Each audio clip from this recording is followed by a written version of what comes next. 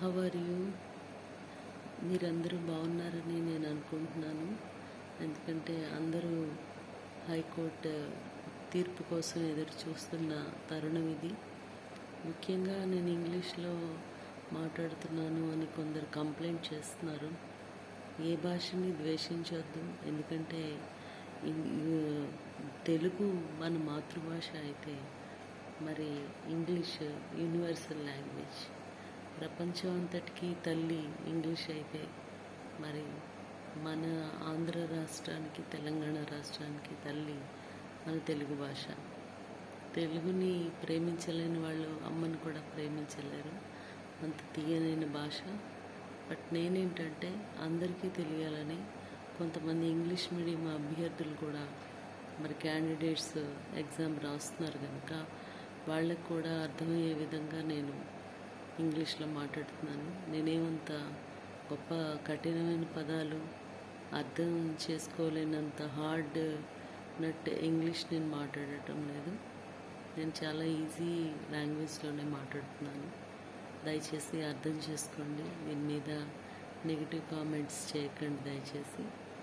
మనం ఇక్కడ ప్రధానంగా డిస్కస్ చేస్తున్నది కట్ ఆఫ్ మార్క్స్ గురించి.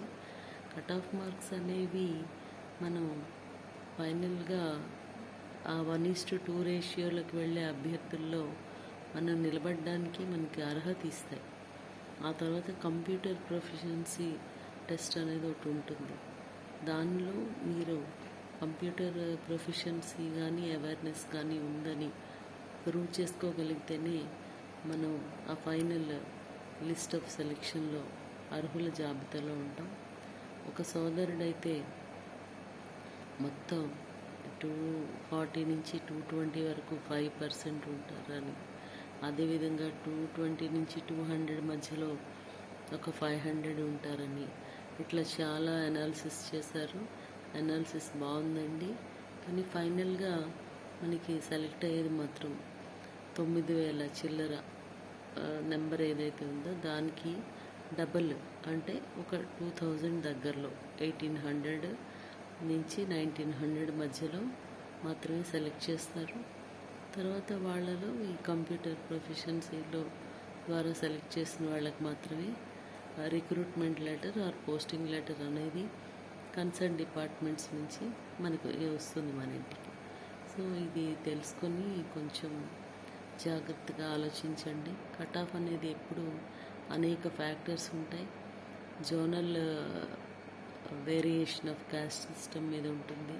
కొన్ని డిస్ట్రిక్ట్స్లో ఎస్సీలు ఎక్కువ ఉంటారు, కొన్ని డిస్ట్రిక్ట్స్లో బీసీఏలు ఎక్కువ ఉంటారు, కొన్ని చోట్ల బీసీడీలు ఉంటారు, కొన్ని చోట్ల ఓసీ క్యాస్ట్ ఆర్ ఫార్వర్డ్ క్యాస్ట్లు ఉంటారు. ఇట్లా it depends on the demography or the caste based society in that particular district or in that particular zone.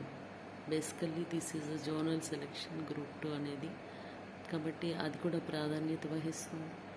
మీరు చదివే చదువు, మీరు పెట్టిన ఆన్సరు, మీరు స్ట్రెస్ అవుట్ అవ్వకుండా మీరు స్టడీగా చేసిన, కాన్సన్ట్రేటెడ్గా చేసిన ఎఫర్ట్, ఆ టైంకి మీ హెల్త్, ఇట్లా చాలా చాలా ఫ్యాక్టర్స్ అనేవి మీ మార్క్స్ మీద ప్రభావం చూపిస్తాయి. అదేవిధంగా మీ ర్యాంక్స్ కూడా కొద్ది గొప్పలో కూడా తప్పైన వాళ్ళు కూడా నిరాశ చెందొద్దు. ఎందుకంటే ఇది ఒకటే లైఫ్లో ఆఖరి ఎగ్జామ్ కాదు. మరి దీనికి ఏజ్ లిమిట్ అంటే వయోపరిమితి 42 ఐ గెస్ 42 అనుకుంటున్నాను. అండ్ రిజర్వేషన్ కేటగిరీస్కి అకార్డింగ్లీ రిలాక్సేషన్ ఉంటుంది, అది కూడా మీకు తెలుసు. So you keep on trying until you win the last. Okay, మీరు గెలిచేదాకా పోరాడుతూనే ఉండండి. మీరు చేసిన ఈ పోరాటం వల్ల మీకు ఏదో ఒక ఉద్యోగం అనేది వస్తుంది. అదేవిధంగా నేను ముందు నుంచి కూడా చెప్తున్నాను, లీగల్ ఫైట్లో కూడా మరింత మంది జాయిన్ అవ్వండి.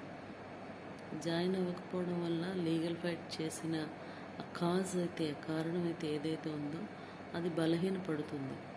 ప్రభుత్వం కానీ మరి ఏపీపీఎస్సీ కానీ ఎక్కువ మంది అపోజ్ చేయట్లేదు, ఇది సరైన కారణం కాదు అని ఫీల్ అయ్యే ప్రమాదం ఉంది. అందుకని చెప్పి నేను ఎక్కువ మందిని లీగల్ ఫైట్లో జాయిన్ అవ్వండి. న్యాయబద్ధంగా పోరాడే హక్కు ఈ భారతదేశంలో ప్రతి పౌరుడికి ఉంది. Okay, bye all of you. Good night. Bye.